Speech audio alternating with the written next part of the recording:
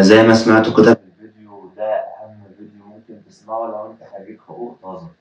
يعني أنا هقول لك بعض الحاجات اللي إحنا مرينا بيها، وأتمنى إن أنتوا ما تقعوش فيها. وأنا هتكلم بدون ترتيب، بدون أي حاجة خالص. الكلام اللي هيجي في دماغي هقوله ده من وجهة نظري ومن تجربتي، وأتمنى إن الفيديو ده يفيد كل خريج حقوق عايز يشق طريقه كده من بداية الرحلة، وما يوقعش في الحاجات اللي إحنا وقعنا فيها.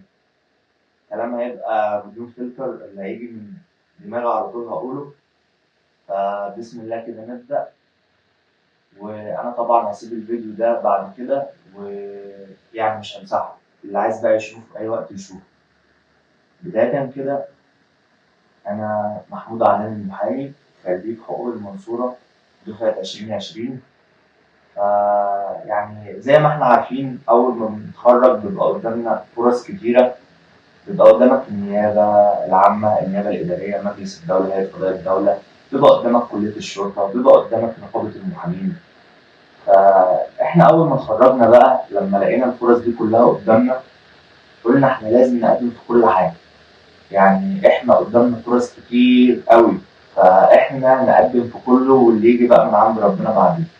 أول حاجة ده غلط، عشان ما تهدرش طاقتك ولا تهدر فلوسك ولا تهدر طموحك ووقتك وشبابك.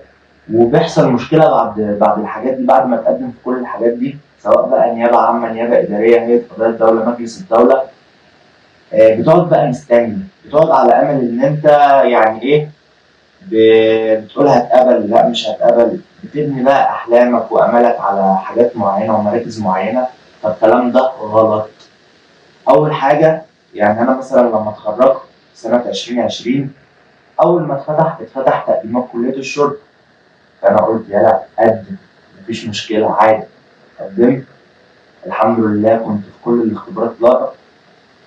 دخلت الهيئه، استنيت النتيجه بتاعت كليه الشرطه، النتيجه النهائيه.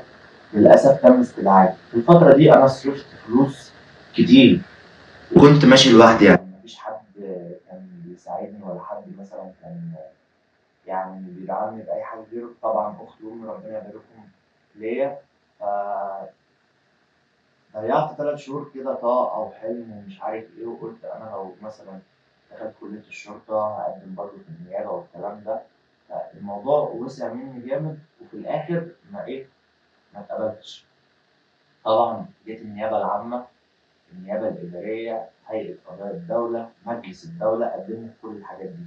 طبعا أيامنا كان كل تقديم مثلا ب1000 جنيه، تقعد تسحب الملف وتمليه إلكتروني وتعمله، غير الحاجات اللي زي دلوقتي تقريبا الرسوم زادت والإجراءات زادت، برضه حصل إجراءات جديدة.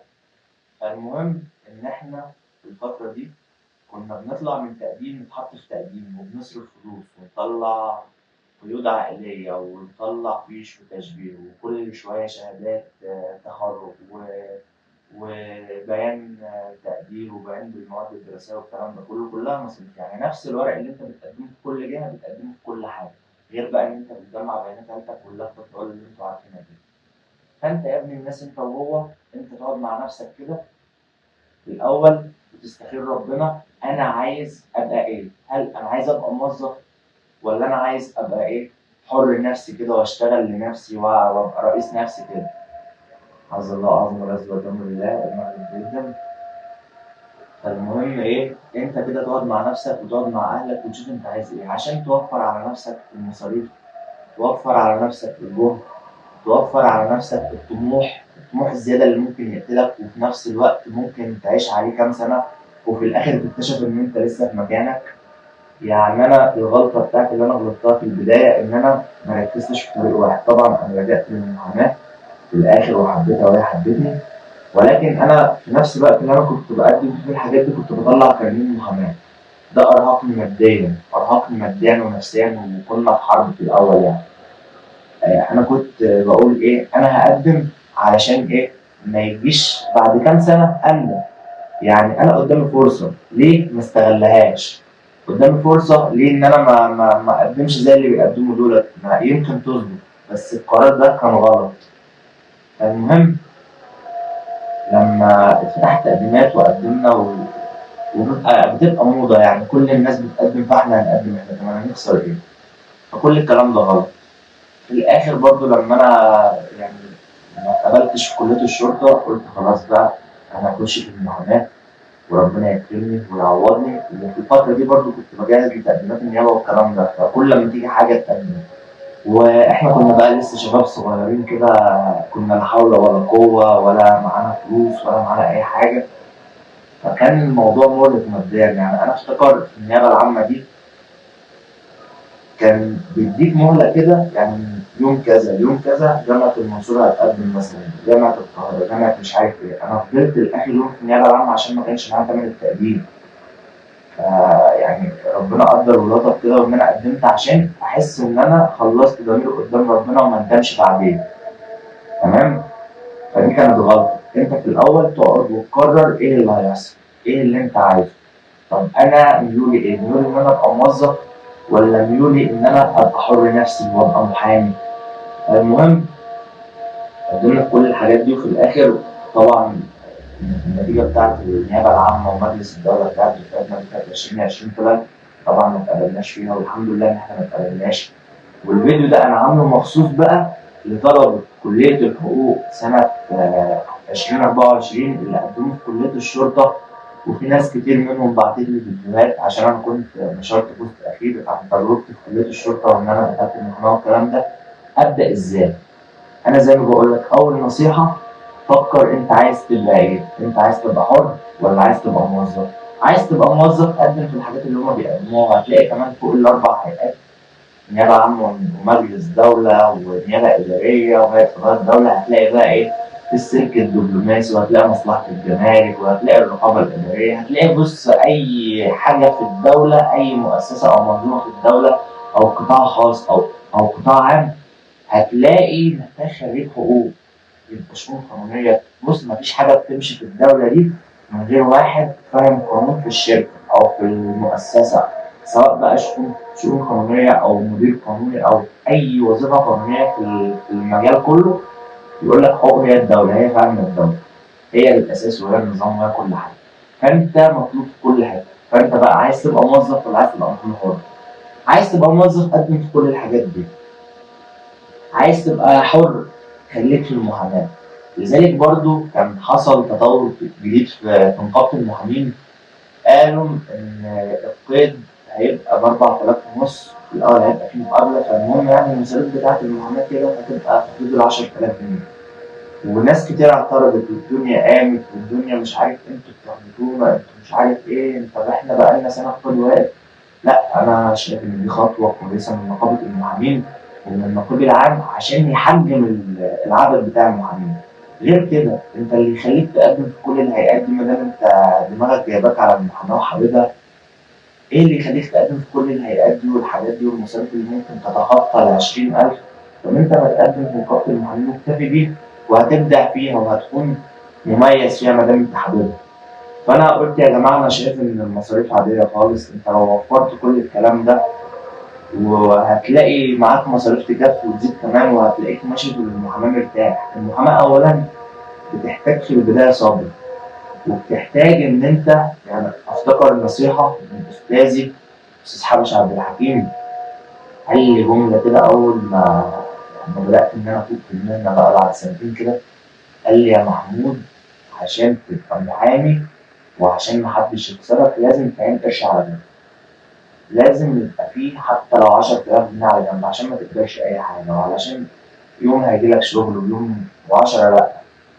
فأنت يا ابني خلي دايما فلوس في إيدك على جنب بحيث إن أنت محدش يكسرك، محدش مثلا يجي في بعض الأحيان يقول لك لأ ده أنا مش هكمل شغل معاك، شوف وحاسبني ومش عارف إيه، وتكون أنت اتصرفت في الفلوس. فالمحاماة بتحتاج صبر. يعني اللي هيختار المحاماة دي لازم يبقى قابلها في صعوبتها وفي قسوتها، وإن أنت داخل وسط حيتان، وإن أنت المحامي ده أصلا ملوش دعم من الدولة. يعني أنا مثلا في حد امبارح بيقول لي إيه، هو أنتوا بتقبضوا من الدولة بتقبضوا مرتب؟ قلت له لأ خالص، ده إحنا حياتنا ومصاريفنا وكل حاجة قايمة على الأتعاب بتاعتنا، قايمة على المقابل اللي إحنا بناخده مقابل تولي الوكالة أو القضايا أو الدفاع. فاحنا بص احنا المحامين دول الدولة كلها جاية علينا بأمان.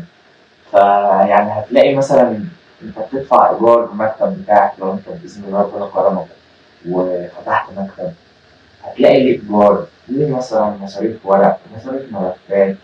هتلاقي مثلا انت محتاج تجيب بدله، لو في مثلا شخص او شخصين شغالين معاك، اوفيس بوي بتاع مثلا بتجيب ورق طباعه، ملفات، اعلان، اجندات.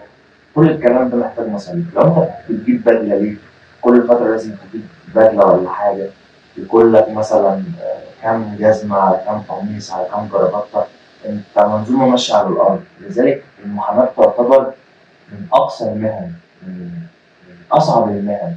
تعتبر مهنه الجبابره. يعني احنا في مصر هنا انت الداعم الوحيد ليك اتعابك واسمك بس.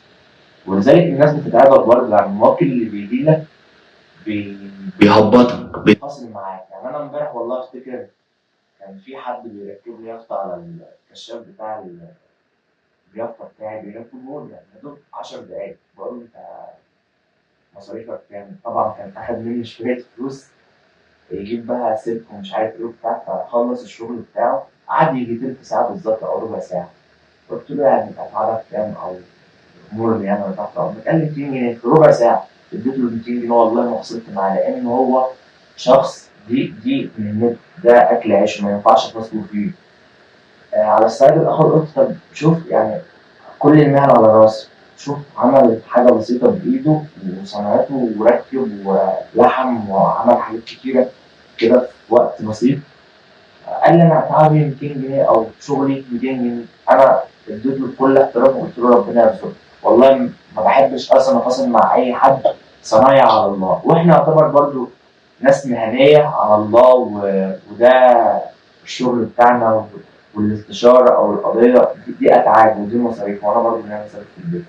فقلت برضو يعني ايه، اشمعنى الناس دول برضه مفيش حد بيفاصل معاه؟ طب اشمعنى الناس بتيجي للمحامي اللي درس وذاكر ومتخرج وعمل دراسات عليا وبيتمرمط كل يوم في المحاكم وبيطلع عين امه وبيطلع عين اهله؟ اعذروني يعني بس انا بتكلم من قلبي، والناس تيجي تفاصل معاه. هو احنا مثلا فاتحين ايه؟ احنا مش حتى السوبر ماركت ما تجرؤوش ان انتوا تتفاصلوا معاه. اشمعنى المحامي؟ فتحس ان المحامي ده نازل على دعم التمويل كده او دعم من الدوله، والناس تيجي تقول لك في الاخر انت بتقبض مرتب من الدوله. فالمهم ده كلام عن ايه مهنه المحاماه. انت هتختار المحاماه هتعرف ان انت هتقاسي في الاول، هتحتاج على الاقل 5 سنين او 4 سنين على ما تبدا تفهم الدنيا فيها ايه. طيب انت اخترت ان انت تبقى محامي. انا مثلا اول ما اشتغلت هقول لك بقى ازاي بقى تفرق ما بين المكتب اللي بيستغلك وما بين المكتب اللي عايز يعلمك. عشان اهم حاجه ان انت تختار استاذك. اهم حاجه ان انت تختار مكتب يتقي الله فيه يعلمك. ما تبصش على المقابل المادي في الاول، لان هتلاقيه ضعيف، لان انت يعني بتتعلم لسه. انت ليك طبعا مصاريفك بتاعت المكتب، ممكن تاخد مكافأة.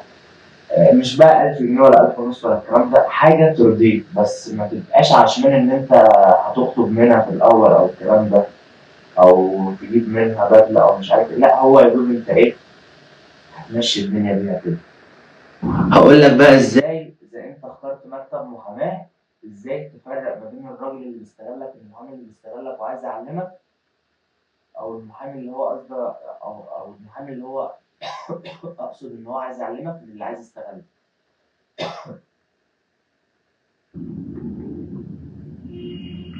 احكي لك عن تجربتي الشخصيه. انا يعني شويه وهقفل يعني مش هطول عليكم. احكي لك عن تجربتي الشخصيه. اول ما اشتغلت طبعا انا كنت طالع من اختبارات كليه الشرطه دي، لا حول ولا قوه، مش معايا ولا جنيه اصلا. كنت انا شغال ساعتها في جرافيك ديزاينر، بصمم لوجوهات وبوسترات اعلان وكلام من ده، وكنت شغال اونلاين يعني كده. فتعرفت على دكتور جامعه، تمام، اسمه حاجه البدري كده، تمام، اللي قريب مني عارف الاسم، بس انا مش هقول الاسم يعني. فالمهم انا كنت طبعا شايف حاجه كبيره بقى ودكتور جامعه ومش عارف ايه. فالمهم اتعرفت عليه وكان هو داخل مش عارف ايه كده انتخابات، فتعرفت عليه وعملت له بوستر كده، استاذي بقى وبدعمه باللي انا اقدر عليه. قال لي ما تيجي المكتب اشوفك. رحت له مش عارف ايه كده، قلت له انا مش معاك بس اطلع المكتب. قال لي اشتغل معانا مش هسيبك. وعملت له طبعا موقع الكتروني ووثقت له الصفحه بتاعته بالعلامه الزرقاء، دي كانت بتتوثق بفلوس ايامها يعني من 4 سنين، مش اي حد كان بيعرف يعملها. وثقت له الحساب بتاعي. فقال لي ما تيجي تشتغل معايا يا حوده ومش عارف ايه الكلام ده. قلت له طيب انا بس محتاج ان انا ارتب اموري كده وفلوسي تاني ومش عارف ايه. يعني الكنيسة كانت بتطلع بحوالي 4000 جنيه أو 3800 حاجة زي كده. اداني خمسة، اداني 5000، قال لي خد ال 5000 عمرك وأنت معاك المكتب ده مكتبك. كان هو متخصص في مجلس الدولة بس، شغل مجلس دولة بحت، إداري بس. المهم خدت طبعا فلوس منه على مضض وقلت له يا دكتور أنا هشتغل معاك والفلوس اللي تيجي اخصم نصها عشان حسابك كان مع إني كنت أنا عامل له مقابل ليها حاجات كتير يعني. المهم فضلت شغال معاه 9 شهور. أنا بص شغلي كان عبارة إن أنا بصطادي بمسك ملفات بروح الإدارية العليا مجلس الدولة اللي في العباسية، دكتور جامعة وبيحارب قضية معينة، قضية فساد مش عارف إيه والكلام ده. كان دايما بيسنجنا بالكلمتين دول، اصبر ومش عارف إيه وبتاع، وأنت بقى المثل الأعلى فأنا أنت كلامك مصنف عليه. فيأست بقى من الحتة دي، قمت سبته. ولما سبته المشكلة كمان يعني ما كانش ترك المكتب ومغادرة المكتب ده بسهولة، حصل مشاكل وشهر بيا ونشر الكارنيه بتاعي على أكبر جروب من النقابة العامة للمحامين ده. قال الشخص ده محدش يتعامل معاه والشخص ده غير أمين ومش عارف إيه، وشهر بيا وكان عامل لي بلوكات. المهم أنا مكنتش عارف أحور على الحكاية دي، أنا بتكلم والله اللي في قلبي يعني، أنا باخدك في حتة تانية بس أنا بقولك على اللي حصل. فالمهم ايه انا طبعا عمال لي بلوكات ما شفتش الحاجات دي، لقيت ناس كتير بتكلمني بيقول لي ايه اللي حصل ومش عارف ايه، وانا والله ما اعرف حاجه. انت عامل بوست حكيت فيه عن كل اللي حصل، الناس طبعا وقفت في صفي، في مكاتب محاماه كبيره قالت لي تعالى ده مكتبك واي حاجه تحصل لك من خلال الشخص ده احنا هنقف له. لدرجه ان الراجل ده كان بيقول لي ايه، كان ساعتها النقيب رجع عطيه رحمه الله عليه، قال انا هعمل لك مقابله عند النقيب. قلت له نقيب ايه انت بتعمل لي مقابله؟ هو انت اصلا كنت مشغلني محامي؟ لا ده انا كنت ساعة بريد، لو كان في نقيب لساعات البريد انا معاك في اي حته يعني. وقفلت معاه مشكله ورديت اعتباري. قمت واقع قام في مكتب محامي تاني لقاني بقى عيل شاطر في السوشيال ميديا والكلام ده، وكنت مفوق الصفحه بتاعته وكنت عامل مع صفحه مدرسه القانون كانت مسمعه ساعتها، فكنت شاطر في الحته بتاعت السوشيال ميديا. لقيت محامي تاني قام لافف عليا قال لي مكتبك ومش عارف ايه وكان قريب مني، فقلت ايه اروح المكتب ده نشوف الدنيا فيها ايه. قال لي هعلمك وهدمك في المهنه ومش عارف ايه، وانت ابني وانت اخويا وانت مش عارف ايه وهتبقى محامي والكلام ده كله. لقيت الحوار برضه دخل على حته ايه، استغلالي في حته السوشيال ميديا. قال لي بالحرف كده انت مش هتنزل المحكمه الا لو انت فوقت لي الصفحه بتاعتي وبقيت على السوشيال ميديا متواجد على السوشيال ميديا. قلت له لا السلام عليكم. قعدني شهر في المكتب ما كنتش بنزل المحكمة إلا إيه زي كده يعني. سبت. بعدين بقى قلت أنا إيه، أنا هشوف طريقي مع نفسي وهنزل المحكمة أمر على الله. ما كنتش طبعا فتحت مكتب ولا كان معايا فلوس أفتح مكتب ولا أي حاجة. نزلت المحكمة أحضر جلسات أشوف المحامين بيترافعوا إزاي. المحكمة المدنية مثلا لما حد بيقدم ملفات أو بيقدم حوافظ أو مذكرات أو الكلام ده، حضرت جنائي ومدني وقعد في نقابة المحامين شوية وأفهم الدنيا فيها إيه. جبت الأكواد اللي هي دي تمام، دي لازم تبقى مع كل محامي لما تتخرج كده بإذن الله، دي لازم تبقى معاك عندك كود الجنائي والمدني والمرافعات والإجراءات والإثبات. دول أهم حاجة لازم يبقوا عندك تقرأهم كده بفهم يعني بالراحة على نفسك. والقانون والله ما حافظ، الشغلانة مش حافظ أبدا، ولا إن أنت تبقى دماغك دي فيها كل قوانين العالم، لا. أنا هقول لك برضه تتصرف إزاي سواء في الفيديو ده أو في الفيديو اللي بعده. المهم نزلت بقى وتعرفت على المحامين وحبيت المهنة وتعرفت على أستاذي ربنا يجازيه الخير، هو اللي علمني وهو اللي حطني على أول الطريق بأمانة يعني. أنا طبعا كنت مجتهد وكنت بدور على المعلومة، وهو شاف فيا اللي أنا عايز أتعلم، عايز إن أنا أبقى محامي كبير وحابب المهنة، أنا شايف نفسي في المهنة. فالمهم أستاذي اسمه الأستاذ حبش عبد الحكيم، اتقابلت معاه في المحكمة بالصدفة كده، وقعدنا قعدتين مع بعض. قال لي طب تعالى، قلت له على اللي حصل معاه طبعا كله، تعاطف معايا. قال لي تعالى ده مكتبك، انت مش شغال معاه لحد، لا ده مكتبك، تعالى اقعد معاه شوف المقر ده بيتكتب ازاي، المذكرة دي بتتكتب ازاي، اعلمك كتابة المذكرات، هتكتب بايدك، هتوريني. فالمهم صارت ما بيننا علاقة أبوة وصداقة، مش اللي هو بقى واحد شغال معاه او كده، لا احنا ما اشتغلناش مع بعض، احنا هو خدني كأنه ابني ليه. فلذلك انا حبيته، هو يحتاجني في اي وقت هكون تحت رجله بامانه يعني. واي قضيه بتجيلي بساله فيها، حاطين على اول الطريق. وقال لي جدع، علمني ازاي اكتب مذكرات، علمني ازاي اترافع، جرأني. حاطين على اول الطريق كده. يعني المكاتب اللي انا كنت بخش فيها ان احنا عباره عن نمسك الحافظه بتاعت المستندات نقدمها وبس، حتى المرافعات مفيش مرافعات، ما دام الاستاذ موجود مفيش حد يترافع، هو الكل في الكل وهو كل حاجه. استاذ حبش عبد الحكيم كان يقول خد القضيه دي وشوف هتعمل فيها ايه، يكتب لي مثلا مذكره الجنحه واقراها ومش عارف ايه وبتاع، خش دب في الدايره عادي. في المدني قال لي بص اي قضيه تبوظ منك عادي نقدر نصلحها، خش تعالى اكتب المذكره دي وريها لي. جرأني، لطشني مع الشغل، يسيبني كده محشور في مشكله ويختفي، يقول لي بص اتصرف انت بقى مع نفسك. فده هو اللي علمني ازاي ابقى محامي، ان انت تتصرف، ان انت حد يثق فيك ومكتب يثق فيك واستاذك يثق فيك ويقول لك انا في ظهرك اتعامل. انما في محامين تقول لك لا، هو الناس هتقول ان انا خسرت القضيه دي، او ان انا اسيب مثلا شاب خريج لسه يتعامل في القضاء او يمسك الاوراق. في ناس بقى بتخاف على اسمها ولازم ان هي تبقى الكل في الكل والكلام ده. لا احنا كلنا مكتب واحد، احنا كلنا بنسعى لنتيجه واحده، احنا كلنا حاجه كده متشابكه مع بعضها، انت صوره ليا وانا صوره ليك. فدي العلاقه اللي صارت ما بيننا في الاول. بعد كده بقى ايه، بدا يجي لي شغل لنفسي على اسمي، يجي لي توكيلات.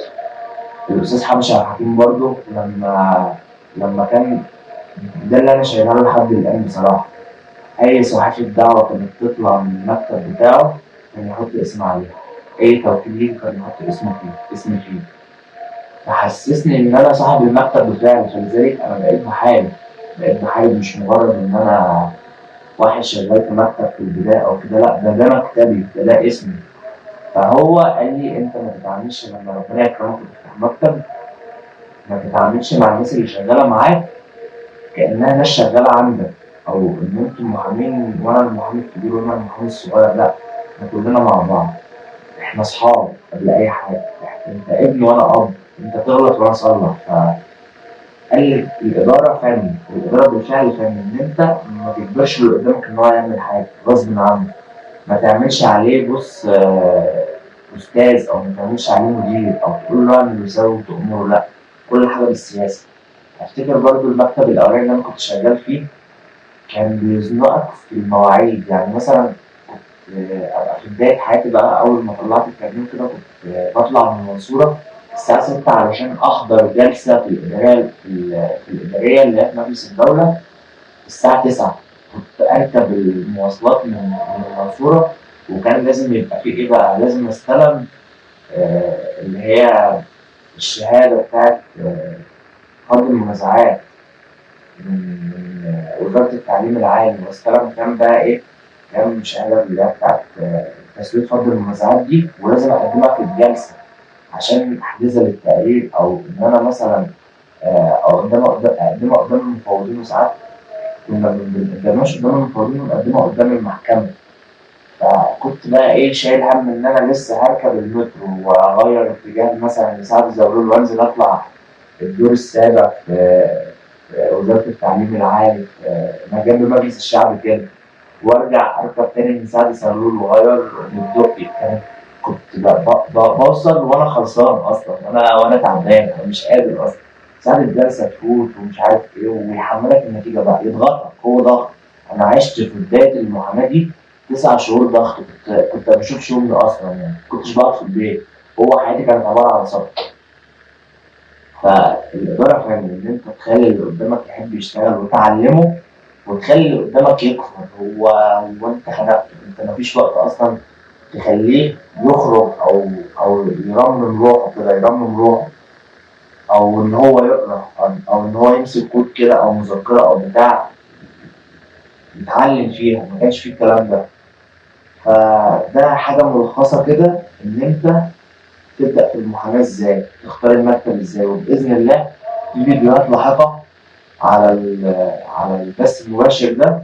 واهم حاجه في بدايتك ان انت ما تيأسش. انا قلت لك على شويه حاجات كده محتاجه صبر، ما تستعجلش المعلومه، بالراحه على نفسك خالص. اهم حاجه اهم حاجه في المهنه، في مهنه المحاماه دي، ان انت تركز عليها، تبص على كام سنه بعدين. مش شرط ان انت تفتح مكتب في الاول، لا، انت ما تفتحش المكتب ده وتقعد على الكرسي ده الا اذا كنت واثق من نفسك. ومش شرط يبقى عندك المعلومه الكامله، انت بس تعرف تدير الحوار، تعرف تبحث عن المعلومه كويس. واهم حاجه مظهرك، اهم حاجه بدلتك، اهم حاجه علمك، اهم حاجه اسلوبك مع الجهات اللي انت بتتعامل معاها. انت بتتعامل مع كل الفئات تقريبا، كل فئات الشعب انت بتتعامل معاها، سواء نيابه، محكمه، سواء اسم شرطه، سواء موكل. وكل البلد دي انت بتتعامل مع الفئات كلها، من اول المتهم لحد رئيس الجمهوريه. المحامي هو يعتبر بصراحه المحاماه عامه مهنه الجبابره، واهم حاجه فيها اسمك وسمعتك، واهم حاجه ان انت تتقي الله في شغلك وفي الامانه اللي انت قابلتها. وطول ما انت بتسعى وما دام انت بتحاول ان انت تبقى حاجه صدقني هتوصل. واهم حاجه تركز في حاجه واحده، الحاجات اللي انا قلتها لك دي في الاول. مش شرط ان انت تقدم في كل حاجه، ومش شرط عشان انت قدمت في كل حاجه او قدمت مثلا في الهيئه الفلانيه او النيابه العامه او هيئه قضاء الدوله ان انت تستنى النتيجه. لا، انا في زمايلي لحد الان من دفعه 2020 اربع سنين بالكامل ما طلعوش كارنيه النقابه بتاعت المحاماه، وبيندموا دلوقتي. وفي اللي منهم عمال يتكلموا الناس اللي ما بتفهمش حاجه ومتعقد. فانت لا، انا دام انت قدمت في حاجه ارميها ورا ظهرك بقى خلاص، فكر في اللي قدامك. جت بقى ما جاتش خلاص، ده مش في ايدك، ده بتاع ربنا بقى. وما تعلقش امل عليها. يعني انا لما قدمت في كل حاجه قدمت وحرقت مراكبي خلاص. انا قدمت بس لحاجه واحده علشان ما ارجعش في يوم من الايام ان انا اندم. انا خلاص قدمت وما اعرفش ابص ورايا. ده اللي انا قدمت عشان خاطر دي فرصه يا محمود اتفتحت لك. صرفت 10، صرفت 20، انت بتعمل كل ده عشان لما تبقى في المكان اللي انت قاعد فيه ده تقول انا ما فاتنيش حاجه. لا، انا معاك كل الخير. فربنا يقدركم، وربنا يا رب يجعلكم كده احسن ناس في الدنيا. وتابعونا الفتره الجايه عشان في كلام كبير قوي مش هتسمعه من حد تاني الا من محمود عامر.